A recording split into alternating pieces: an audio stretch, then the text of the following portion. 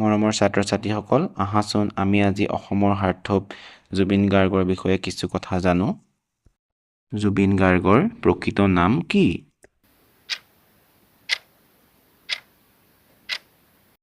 জুবিন বৰঠাকুৰ।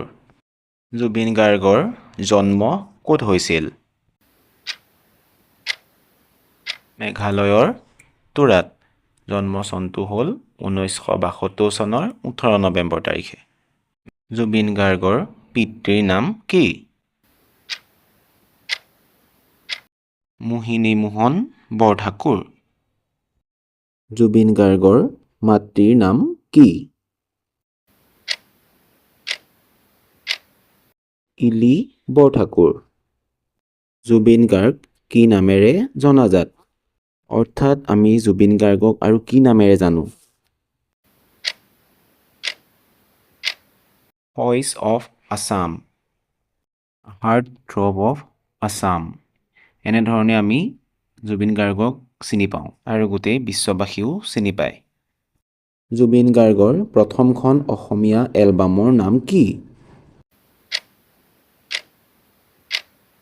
সপোনৰ সুৰ। এই এলবামটো 1992 চনত বনাইছিলে, প্ৰথম এলবাম আছিলে।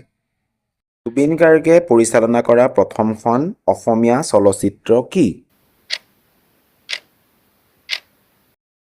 মিছন চাইনা 2017 চনত পৰিচালনা কৰিছিলে।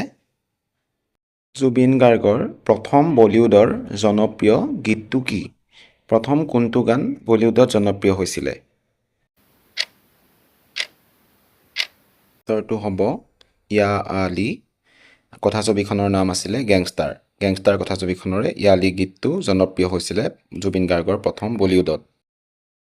জুবিন গাৰ্গৰ পত্নীৰ নাম কি? গৰিমা শইকীয়া গাৰ্গ। জুবিন গাৰ্গৰ কোনটো গীত তেওঁৰ মৃত্যুত প্ৰাৰ্থনা হিচাপে গোৱা হৈছিল? গানটো হ'ল মায়াবিনী ৰাতিৰ বুকুত। বিশ্বত জুবিন গাৰ্গক কি নামেৰে জানে?